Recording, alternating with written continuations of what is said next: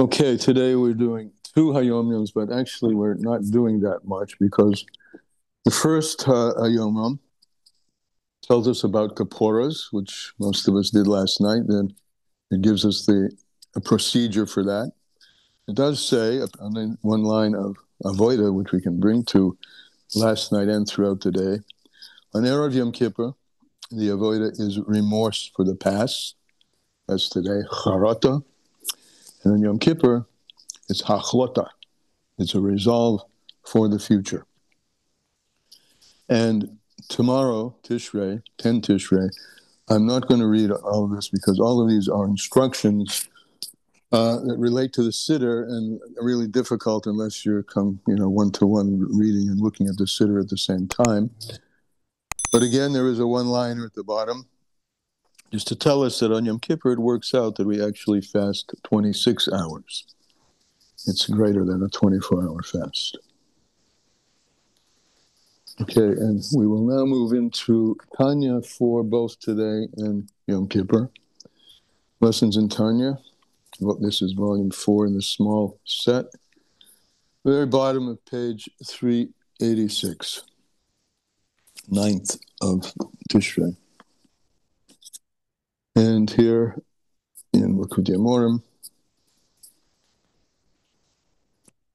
is on page Kuf Lamed Aleph. The lines begins with Shezehu Gili Or Ein Sof. This is talking about the revelation of the Or Ein Sof, counting from the top 1, 2, 3, 4, 5, 6, 7, 8, 9 lines down. And we're over way on the left, Ubezeh Yuvin.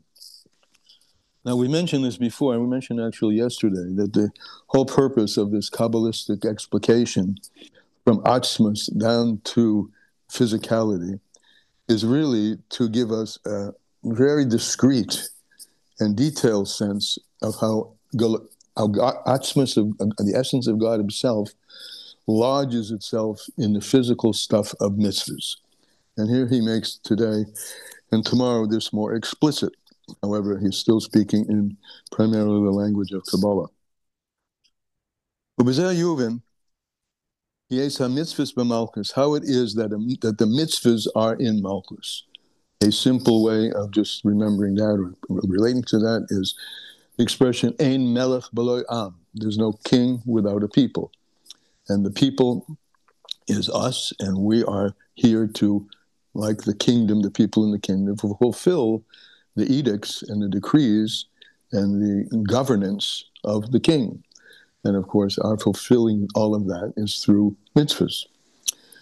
So the essence of God, of Hashem, is, and it's understood that the mitzvahs, therefore, are in Malchus, which is Malchus is the second Hey Shel Shem Havaya, the second Hey of the Shem Havaya, Yud Chochma Hey Bina, Vav the 6 Midos, and then the last Midah Malchus. The HaTorah, as opposed to mitzvahs, is in Zoh, is in the Midos. So Malchus is the implementer down here below, the implementation of God's will, which derived from his Midos, which are above, which is the Vav, the 6 Midos of the Shem Havaya. Hagam Shelamayla Ba'arachanpin, even though at root, well, above, where they come from, in that level of the crown, the lower level of the crown, called Arachanpin, HaMitzvahs Heim B'Galguta de Levanias. The mitzvahs are rooted in the whiteness of the skull. That's Kabbalistic talk. That's where they come from. Where they're manifest is through the Midos and Malchus. And this whiteness of the skull, Urcha de Palgunta, the Palguta. It's the path of separation. Urcha de Palguta, Pelaginalame, to separate. In other words, from the allness, they separate out ultimately into the 613 mitzvahs and their branches. The Shade de Mesplag de la Tariag Urchen, and from there, these are the hairs. This is another Kabbalistic way of looking at it, just like the skull is a clear, flat surface manifesting nothing, but from it can pop out a huge amount of very small things called hairs. So similarly, the mitzvahs are rooted in the skull, which is Arich Anpin, he calls it here, the lower level of the crown, although you can go deeper as well. And they come out, they pop out, so to speak, in terms of Shadid the Mispalgal Tadiag Urchen, the hairs which spread out into 613 pathways, the Araisa of the Torah, Shebezoah, as it comes down, as they come down into the Midos, first the Midos of Atzilus, and then down into the lower worlds. The Shoresh HaTorah, right, which the Torah is the source of the mitzvahs, and the source of Torah, the Nafkim Chochmah Eloah, which first makes its appearance in the level which we call Chochmah Eloah. Torah is the wisdom, the Chochmah of Hashem, which is Chochmah, the first sphere. Hu b'maychen stimor.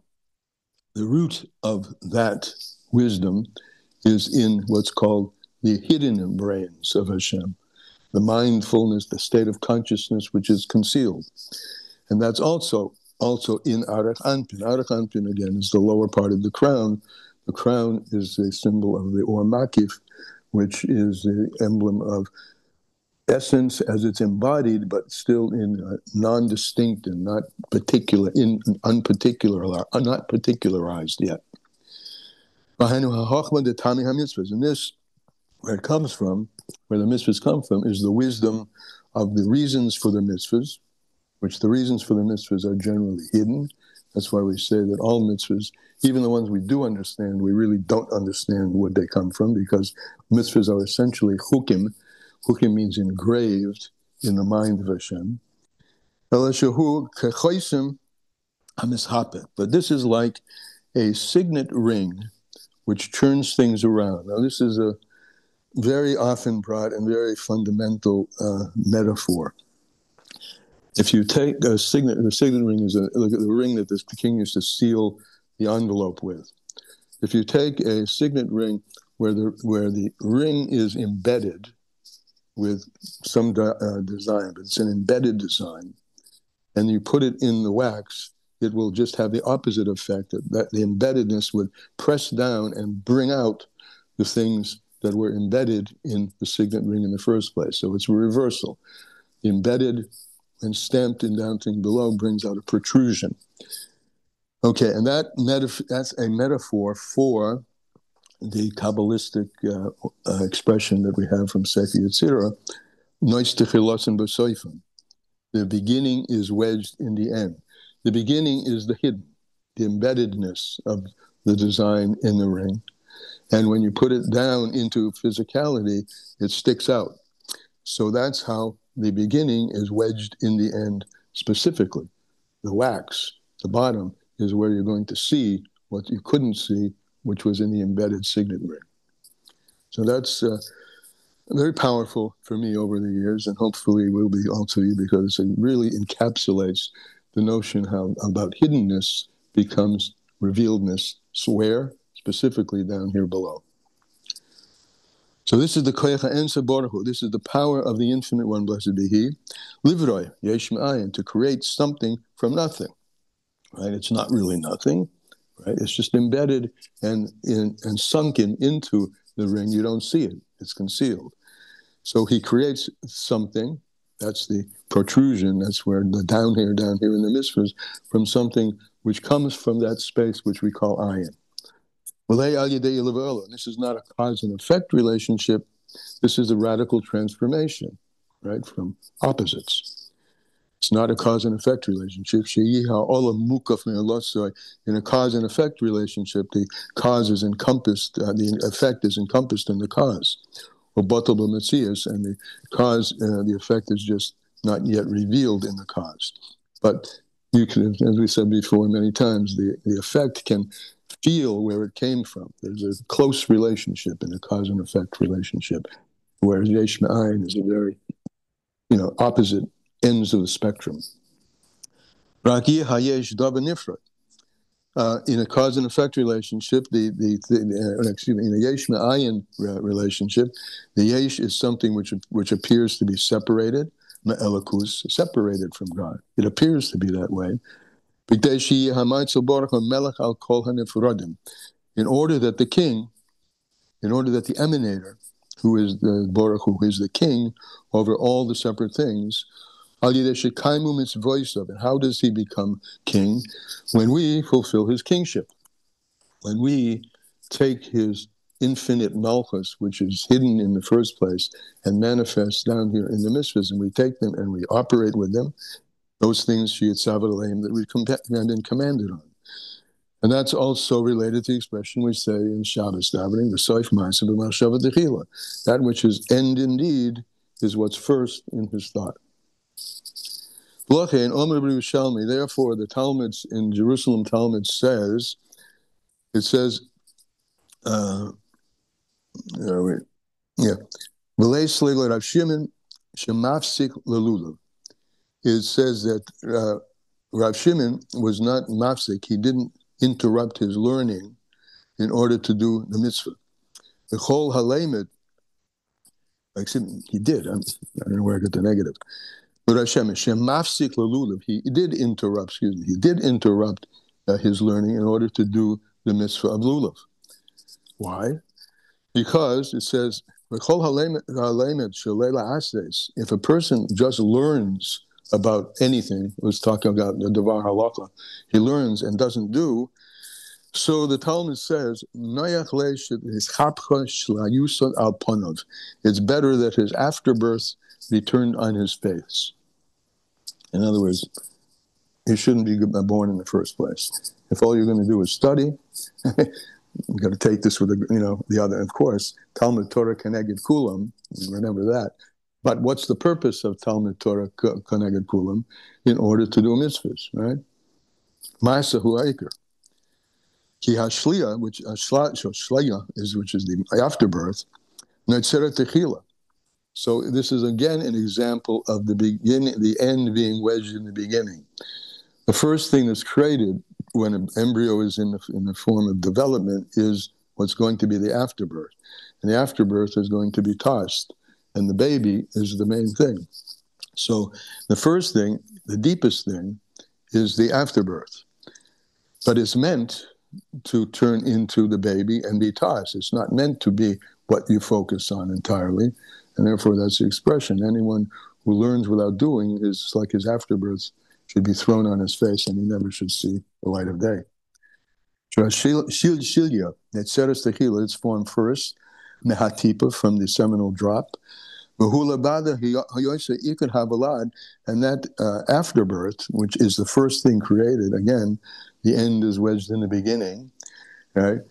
Is the main root of the embryo, Ad Mem Yoim, for 40 days. To the first 40 days of the forming of the embryo, the main thing is what's going to be called the afterbirth. But it's in first indeed, right?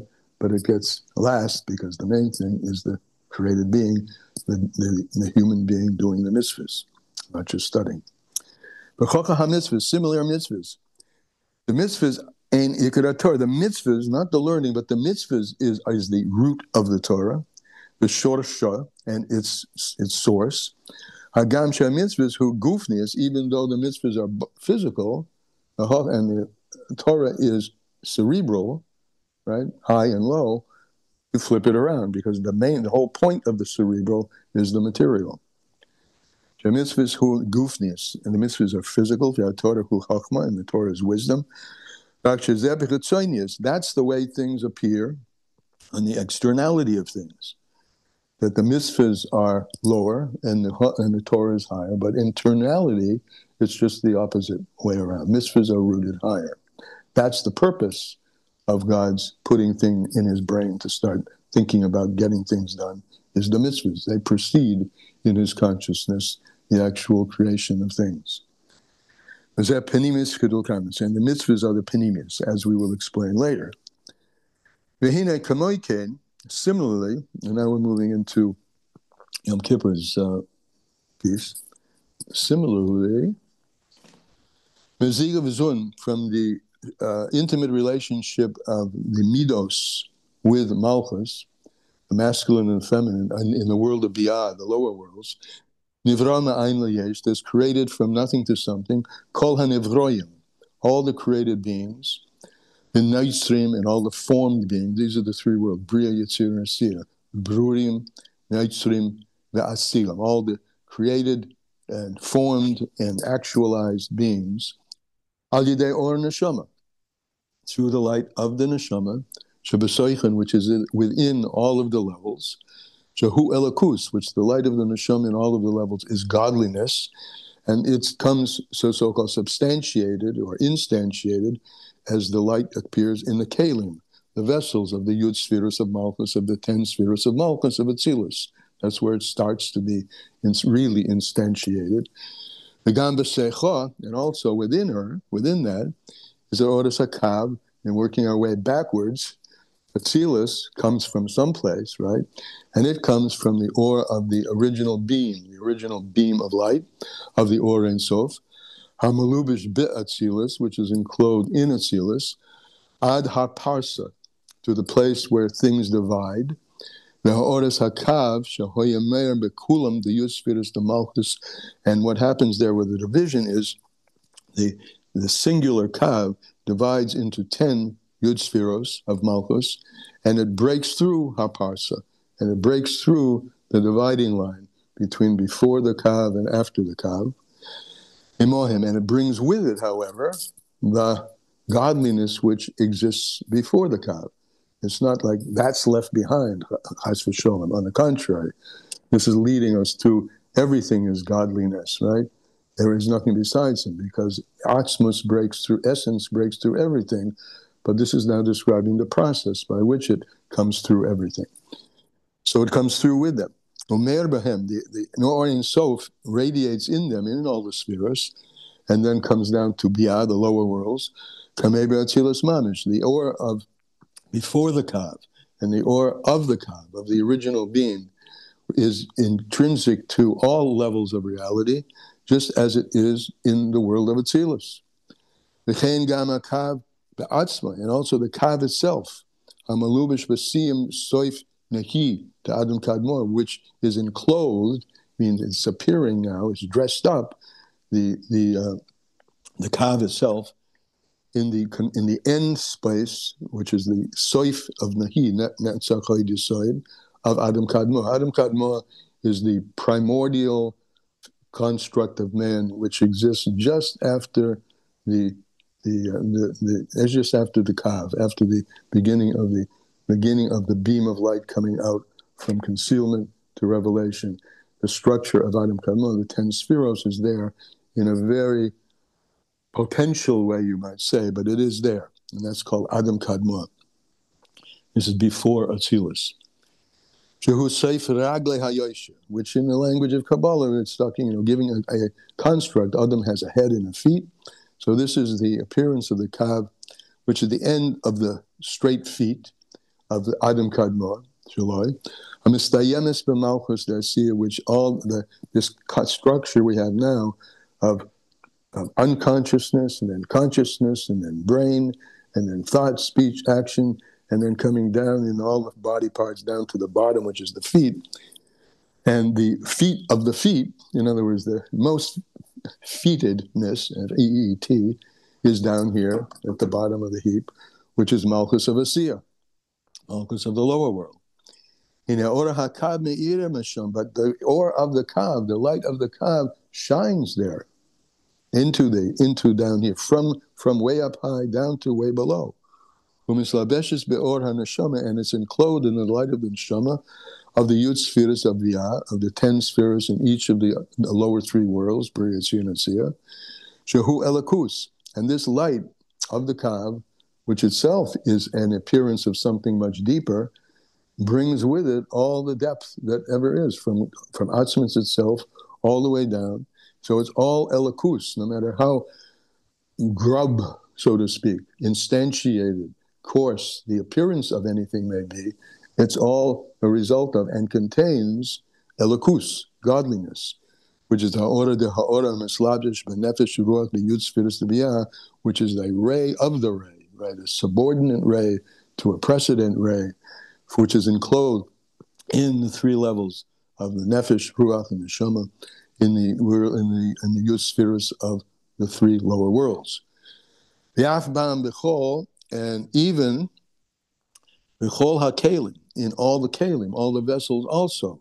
are containing the Or Ein Sof in its various degraded, so to speak, manifestations, Shalahem, of them. The Ora Deha Ora Dero, array of array, who Bechol Hanevroim, array of Atzmus Ein Sof is in everything that's created. The Noitrim, and now he goes back to the Bria, created, Noitrim, formed, Yetzirah, the Nasim, Asiyah. As is written in Pasuk in Nehemiah, Hayomim v'chol asher b'hem, days and everything which is within them. The atom echayim es kulam, and you enliven them all. V'chol zeis v'chinas espashtis, and all of this, what we've just described for yesterday's and today's Tanya, is a description of the way Ein Sof flows out and enlivens the hispashtis of the highest, the flow outward of the life force, the hachayosim, to enliven all the worlds. Or further. Amnam, however, the actual existence and what the Or Ein Sof is not in any place at all. Rather, it's soiviv kol almin. It encompasses and wraps itself around all things equally. B'shava. So this is the seder of from Helam Ha'atzmi, from essential Helam to concealment down here in physical things. That's a top to bottom. But at the same time, there's a total enwrappment, if that's a word, wrapping and surrounding and containing everything, which is the Or HaSoivet. So the same way it's Mamale fills the world, it also encompasses all the worlds, Kol Olim, equally. And that's a famous question that's brought in Chassidus. It says, Mole Kol Ha'oretz Kavoidoi, the world is full of his glory, right? But here it says, Mole Kol Ha'oretz, that it says, Es HaShamayim Ve'es Ha'oretz Ani Mole. Not my glory fills, but I myself.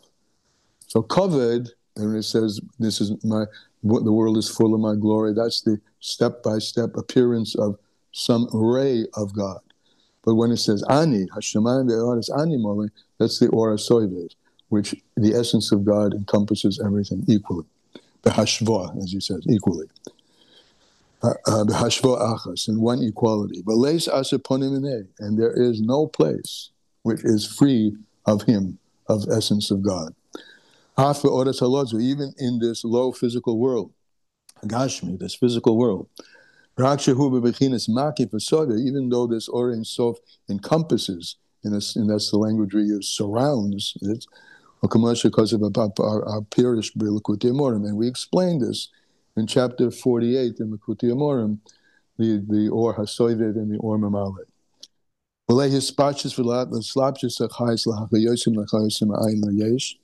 this Or HaSoivet is not spreading out and defining and redefining and shrinking itself as it's enclosed in all the worlds. This is a creation, everything is being brought into being from nothing to something all the time. So this is, the other is, when we speak about the degradations or the stages of illumination, that's ha'ora de ha'ora de ha'ora. That's when we speak about a ray, which is a diminished form of a greater ray, and that diminished ray is a greater ray to a lower ray, etc., etc. And all of this is a ha'ora de ha'ora mehakav. All of this is a ray of the ray from the original kav, the original beam, as we've said above. The Gam, the Or Ein Sof, from the Or Ein Sof, everything is absolutely and always coming from the Or Ein Sof itself, which is Hasoiviv Umakif La'arba Oilamis, which encompasses all the four worlds, from Atzilus, Brir, Yetzir, and Asiyah, B'Shava, equally.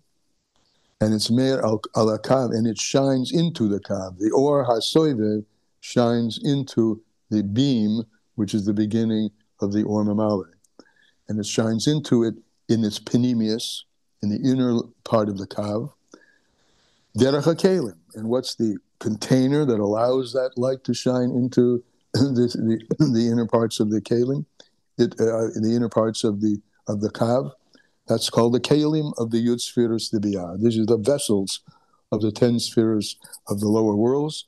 And its ray, the ore of the kav, is within all the kelim, and it's noisen behem koyach v'oiz livroi, and that's what gives all the spheros the ability to create, that gives it the power and the strength to create yesh me'ayin, to create something from nothing. Since the creation comes through the kelim, through the vessels, therefore, so they are, the kelim are what's responsible for the appearance of multiplicity and many and different levels. A multiplicity of divisions and a multiplicity of givul, limitations, vitachlis, and boundedness. And specifically, what are the vessels? Well, when Hashem decided to create, what did he do? He spoke words. So these are the letters that we've spoken about. They're the kelim for the Or Ein Sof.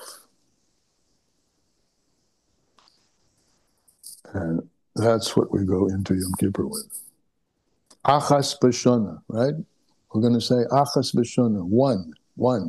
In all this multiplicity, there is one. And that's where we focus all our attention on Yom Kippur. Okay. Anything? Yes. Go. Yes. Please. Yes.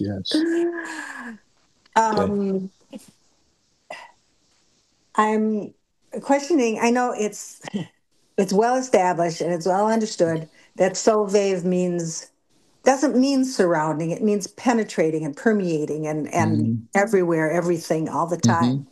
But it raises the question to me, because typically Sovev doesn't mean that. Sovev means like a fence around something. You're like circling something. That's why the Alter Rebbe has to explain that we don't mean it to him. So then why do we call it Sovev, right? Exactly. We call it Sovev. One reason we can call it Sovev is Sovev, like think of a circle. And on a circle, the circumference of the circle is equidistant from from the center point, from the point. Every point on the circle is equidistant. So this light is everywhere the same. No matter where you take the center point, this light is always there, with no distinction. Okay. Another point where they use a circle, it's like a circle has no beginning and end. You can't, a line, you could say, here's where it starts, here's where it ends. A circle is closed, so there's no beginning, no end. And both of those are applications of circularity, so they use the word soidev. Okay, well, that kind of explains it. But it doesn't, to me it doesn't. I think there should be a better way. Well, when you find it, there's my... There are other words. We're looking it up, but I'd like to have one that's commonly used, not just a... Well, when you find it, please share it with us. And if you could, please, don't just share the link, because that's a lot of work. Tell us what the link says, if you find the link, okay? Okay. Thank you. Okay. We'd appreciate that. Anybody else? Rabbi, Gemar Chasim Tova, thank you very much for teaching Tova. A good Geben Shior to all of us. We'll see you after Yom Kippur. Amen.